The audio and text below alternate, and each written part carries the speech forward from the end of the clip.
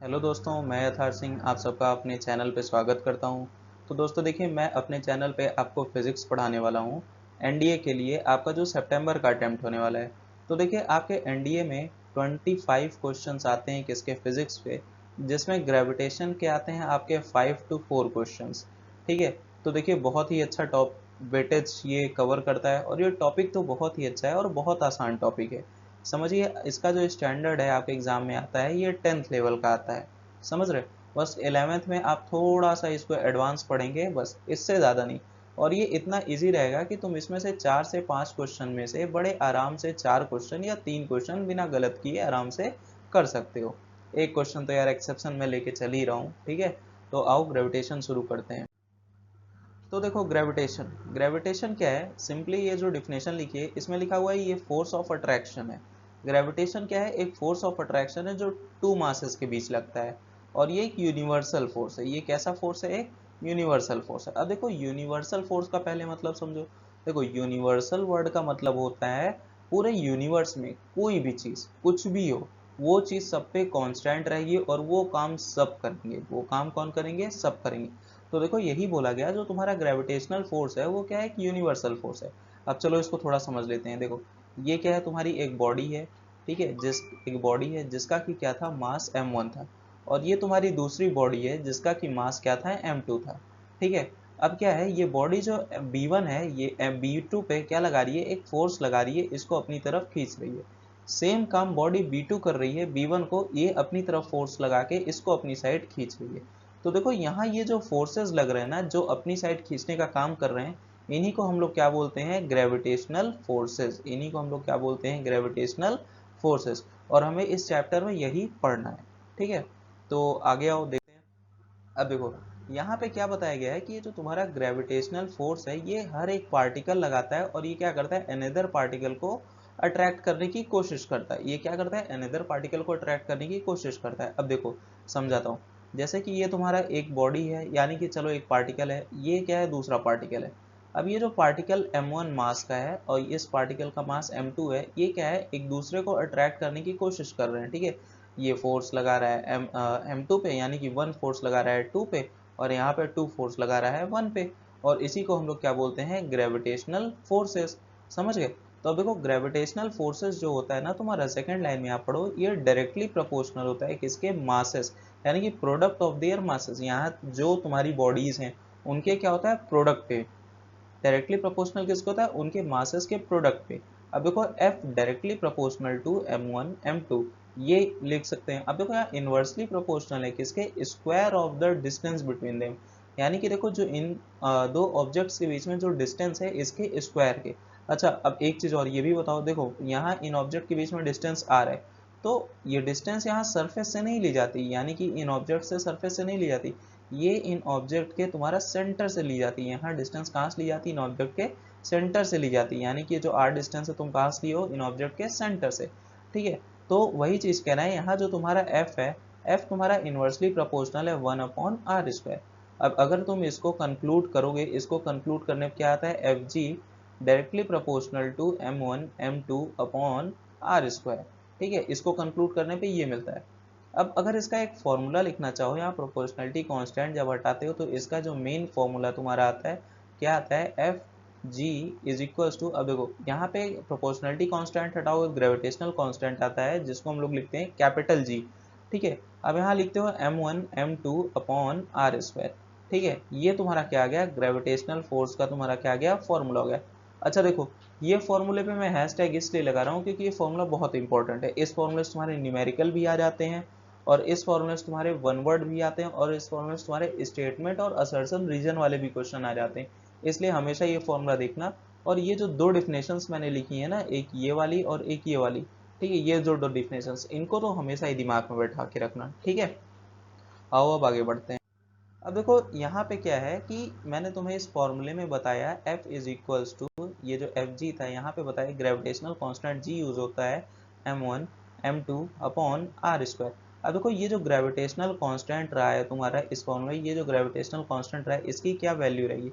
तो देखो, इसकी वैल्यू यहाँ लिखी है 6.674 इंटू 10⁻⁻11 न्यूटन मीटर स्क्वायर पर kg स्क्वायर।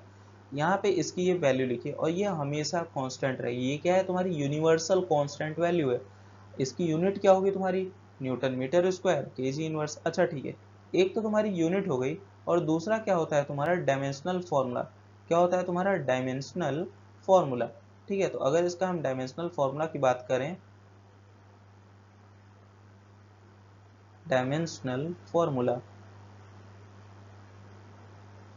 अगर डायमेंशनल फार्मूला ऑफ जी की हम यहाँ पे बात करें तो इसका क्या आएगा। डायमेंशनल फार्मूला मैं आपको बता देता हूँ, डायरेक्ट ही यहाँ से निकालना भी सीखे हो यूनिट एंड मेजरमेंट में, तो यहाँ पे मैं निकालना नहीं बता रहा हूँ, यहाँ पे मैं डायरेक्ट बता रहा हूँ। देखो ये जो कोर्सेज है ना, ये मेनली तुम्हारे इस पे ले आया गया है कि ताकि तुम क्वेश्चन सॉल्विंग अप्रोच जो है तुम्हारी वो तेज हो सके।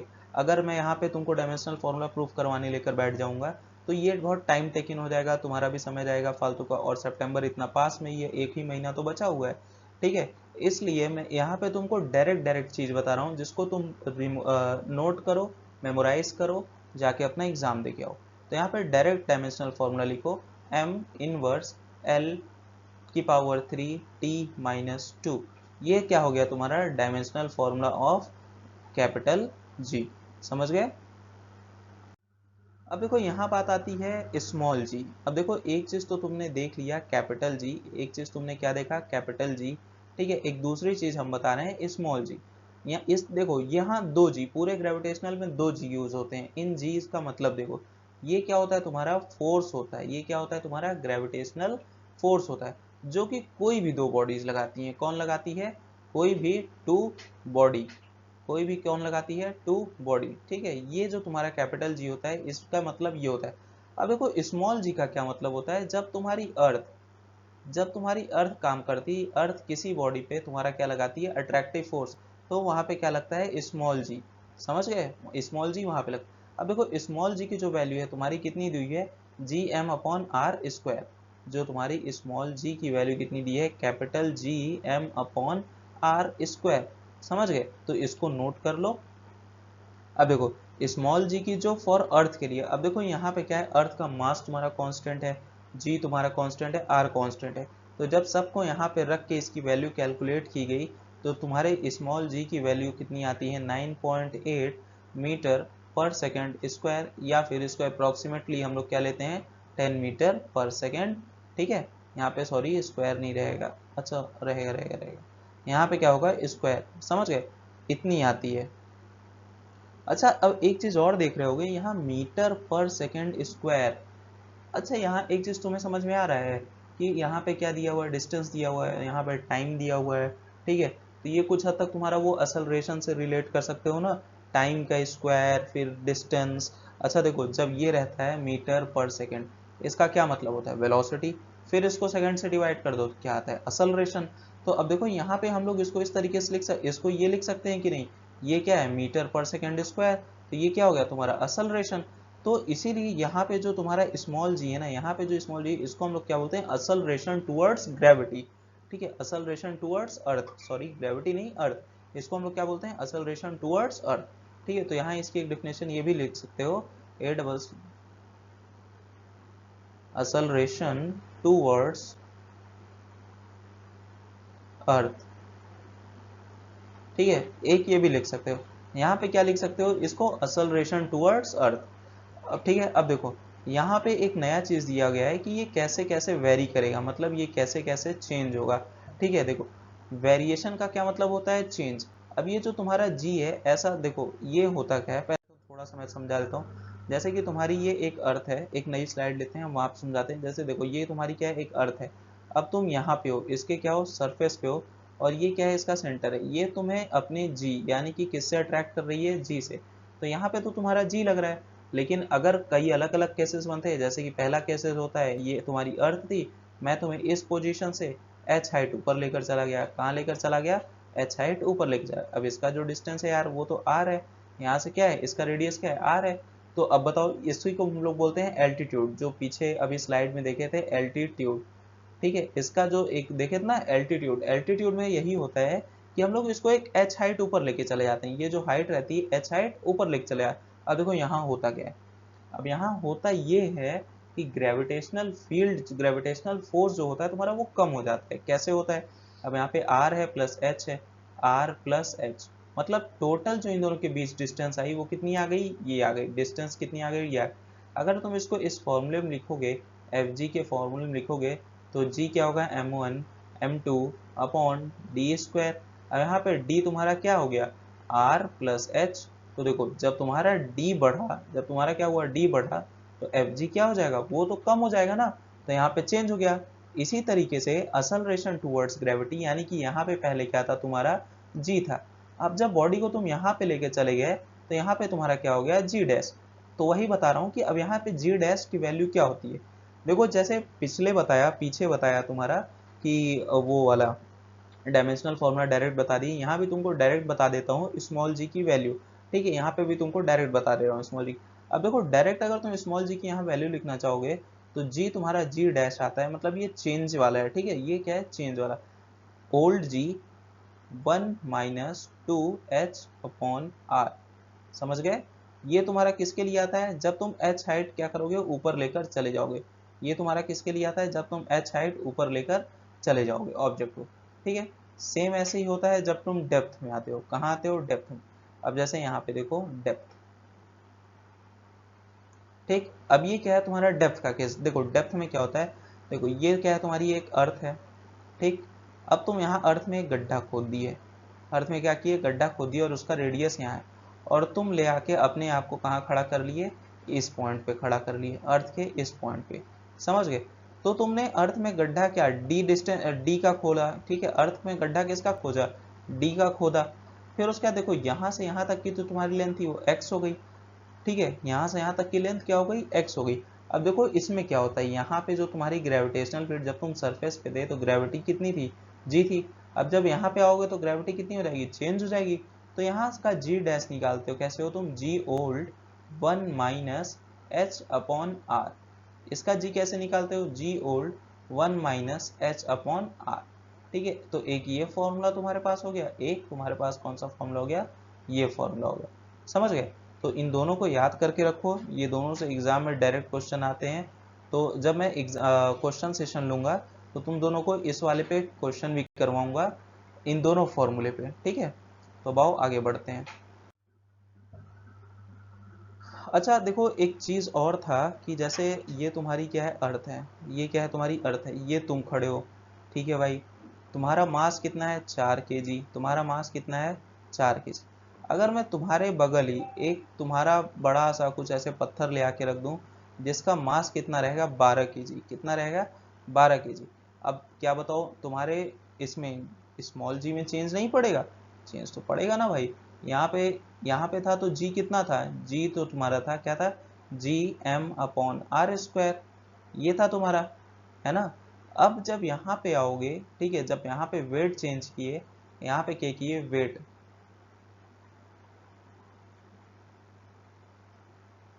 मिनट,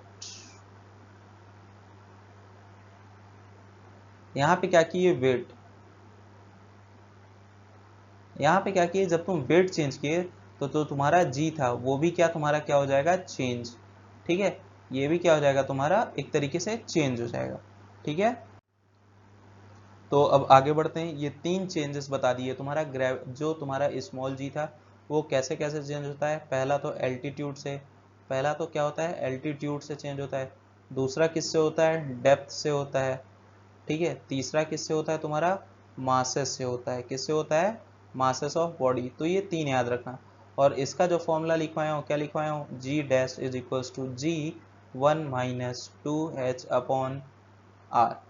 इसका जो फॉर्मूला लिखवाया हूँ, क्या लिखवाया हूँ, g dash is equals to g 1 minus 2 d upon R. Sorry, यहाँ 2 नहीं रहेगा, यहाँ क्या रहेगा, डी अपॉन आर। समझ गए। तो इस चीज को एकदम याद रखो, ये तुम्हारे इससे डायरेक्ट क्वेश्चन आते हैं, इससे क्या होते हैं, डायरेक्ट क्वेश्चन आते हैं। ठीक, आओ अब देखो यहाँ पे मास की बात आती है। ठीक है, मास। अच्छा देखो, दो चीज होती हैं, जब भी अपना दुकान पे तुम वजन करवाने जाते हो तो क्या बोलते हो, भैया मेरा मास बता दो, या क्या बोलते हो, भैया मेरा वेट बता दो। ठीक है, तो दो चीजें होती हैं, एक क्या होती है, तुम्हारी मास होती है, और दूसरी क्या होती है, तुम्हारी वेट। ठीक है, यहाँ पे ये दो चीजें होती हैं, एक तो तुम्हारी मास होती है, दूसरी क्या होती है, तुम्हारी वेट। अब देखो मास क्या होता है, पहले तो समझो स्केलर क्वांटिटी। देखो यहाँ पे दो चीजें होती हैं, एक तुम्हारा होता है स्केलर क्वांटिटी, एक तुम्हारा होता है क्या, वेक्टर क्वांटिटी। तो जैसे बताया गया जो तुम्हारा मास है वो क्या है, स्केलर, ठीक है, स्केलर। अब ये स्केलर क्यों है ये भी बताता हूँ, और ये क्या है, वेक्टर। अच्छा, उसमें पढ़े हो कि नहीं, उसमें मोशन वाले चैप्टर में स्केलर वेक्टर पढ़ाया गया था? अगर नहीं पढ़ाया गया तो मैं थोड़ा सा बता देता हूँ। देखो स्केलर में क्या होता है, स्केलर में केवल मैग्नीट्यूड होता है। स्केलर में क्या होता है, मैग्नीट्यूड होता है। अब देखो मैग्नीट्यूड क्या होता है, जब भी जैसे तुम स्कूल से आ रहे हो, ठीक है, ये तुम्हारा क्या है, स्कूल है, और ये तुम्हारा क्या है, घर है। मैं कह रहा हूँ ये क्या है, स्कूल है, और ये क्या है, घर है। अगर मैं तुमसे पूछा भाई तुम्हारे स्कूल से तुम्हारा घर कितनी दूर है, तुमने बोला सर 5 किलोमीटर दूर है। कितना बोला, 5 किलोमीटर। अब मैं 5 किलोमीटर इधर चला जाऊँ भाई, इधर चला जाऊँ, इधर चला जाऊँ, इधर चला जाऊँ, इधर, भाई कहीं भी जा सकता हूँ। तुम तो बोले हो 5 किलोमीटर दूर ना, मेरे 5 किलोमीटर जाने से मतलब है किसी भी डायरेक्शन में मैं चला जाऊं, है ना। उसी हिसाब से जब मैं तुमसे ये पूछा, जब वेक्टर में आया, और ये तुम्हारा था स्कूल और ये तुम्हारा था घर, ये तुम्हारा क्या था, हाउस। मैं पूछा बेटा स्कूल से हाउस कितना दूर है, तुमने बोला सर इस डायरेक्शन में, सॉरी सर इस डायरेक्शन में 5 किलोमीटर मेरा घर है। किस डायरेक्शन में, इस डायरेक्शन में। कितना दूर है, 5 किलोमीटर। अब मैं जब यहाँ तुम्हारे स्कूल से निकलूंगा तो मैं इसी डायरेक्शन में जाऊंगा, और कितना जाऊंगा, 5 किलोमीटर, और मैं तुम्हारे घर पे पहुंच जाऊंगा। तो देखो यहाँ पे क्या था, केवल मैग्नीट्यूड था, यानी कि केवल नंबर था। यहाँ पे क्या था, तुम्हारा मैग्नीट्यूड भी था और डायरेक्शन भी था। तो वेक्टर क्वांटिटी में क्या होता है, मैग्नीट्यूड प्लस डायरेक्शन, और इसमें क्या होता है, ओनली मैग्नीट्यूड। समझ गए। देखो थोड़ा रियल लाइफ यार एग्जांपल से इसलिए पढ़ाते हैं कि ताकि तुम लोग अपने आप को रिलेट कर पाओ, और जब थोड़ा रिलेट करोगे तो कंसेप्ट में मजा आएगा और बढ़िया से उसको सीखोगे, ठीक है। तो रियल लाइफ वाला इसीलिए हम लोग पढ़ाते हैं। और कोई कन्फ्यूजन रहा करे तो कमेंट कर सकते हो, या फिर मेल आईडी दे दूंगा उसमें मेल कर सकते हो, ठीक है। तो अब देखो, हाँ मास और वेट पे बात चल रही थी। मास क्या होता है तुम्हारा, मास होता है जो तुम्हारा एक्चुअल शरीर का मटेरियल होता है। जैसे तुम ये हो, ये तुम हो, तुम्हारे बॉडी में क्या है, मसल है, बोन्स है, ठीक है, ब्लड है, ठीक। तो तुम्हारे बॉडी में ऐसे कई सारे मटेरियल्स हैं। इनका जो एक्चुअल तुम्हारा वेट होगा कह लो, ठीक है, इनका जो एक्चुअल क्वांटिटी होगी उसी को हम लोग क्या बोलते हैं, मास। उसी को हम लोग क्या बोलते हैं, मास। यानी कि एक्चुअल क्वांटिटी को ही हम लोग क्या बोलते हैं, मास, ठीक है। अब आते हैं वेट पे। देखो वेट पे क्या होता है, मैंने तुमको प्रीवियसली क्या बताया कि जो अर्थ होती है तुमको अपनी साइड खींचती है। जैसे अभी किसी दुकान पे जाओ तो क्या बोलते हो कि भैया हमारा मास बता दो, या फिर ये बोलते हो कि भैया हमारा वेट बता दो, कितना हम भारी हुए, कितना वजन हुए। अब जैसे यार ये तुम हो, ये अर्थ है, ये तुम खड़े हो, अर्थ तुमको खींच रही है जी से, ठीक है। अर्थ तुमको किससे खींच रही है, जी से। अगर तुम भाई हल्के आदमी होगे तो उसको कम एक्सेलरेशन लगाना पड़ेगा, अगर तुम भारे आदमी होगे तो उसको ज्यादा एक्सेलरेशन लगाना पड़ेगा। समझ गए यहाँ पे, ये जो होता है टूवर्ड्स अर्थ, मतलब एक्सेलरेशन टूवर्ड्स अर्थ। और ये तुम्हारा किस काम में आता है, वेट। जब तुम वेट ना पाते हो तो वहां वेट नहीं आता, यहाँ पे वेट नहीं आता, यहाँ पे क्या आता है, एक्सेलरेशन टुवर्ड्स अर्थ आता है भाई। फोर्स कितना अर्थ तुम्हारे ऊपर लगा रही है तुमको चिपका के रखने के लिए। अब जैसे तुम अर्थ की सरफेस पे खड़े हो, वहां पे कितना फोर्स लग रहा है, वो चीज देखती है कि अर्थ तुम्हारे ऊपर कितना फोर्स लगा रही है। समझ गए, वेट वो होता है। तो ये क्या होता है, फोर्स अप्लाइड बाई अर्थ। समझ गए। तो यहाँ ये क्या होता है, तुम्हारा फोर्स अप्लाइड बाई अर्थ होता है, और ये क्या होता है, actual material, actual material of body.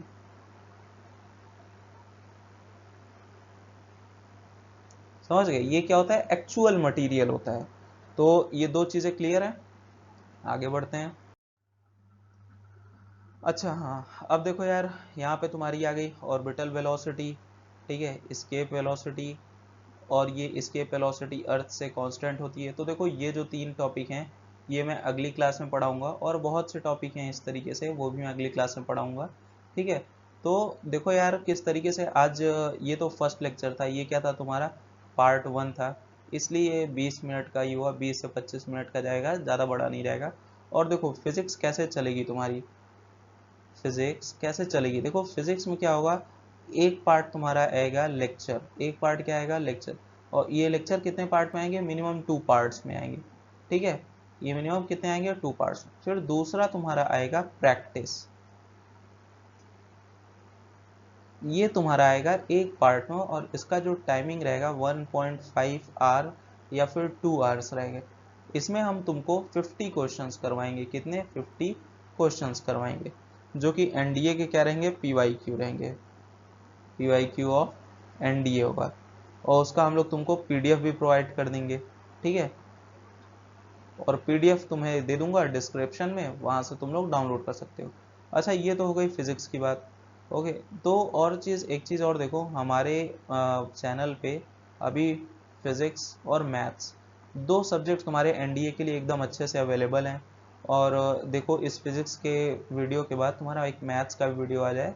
और देखो यार, जो मैथ्स वाले सर हैं ना, वो काफ़ी एक्सपीरियंसड हैं, ठीक है, तो एक बार उनसे पढ़ के देखो, अच्छा लगेगा भाई। उनका जो एक्सपीरियंस है तुम्हारा, वही यार 15 साल का है,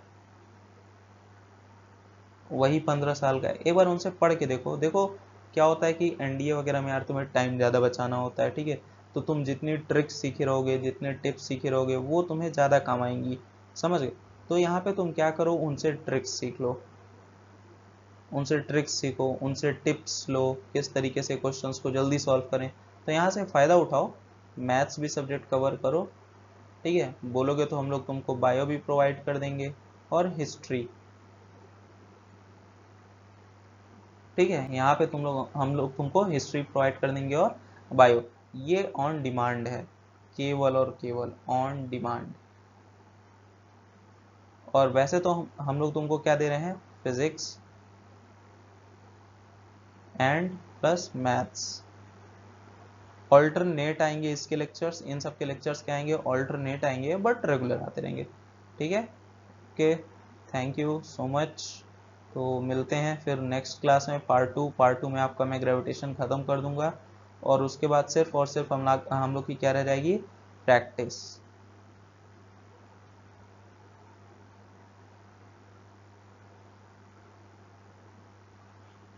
ठीक, तो उसके बाद हम लोग की क्या रह जाएगी, प्रैक्टिस। Okay, good bye.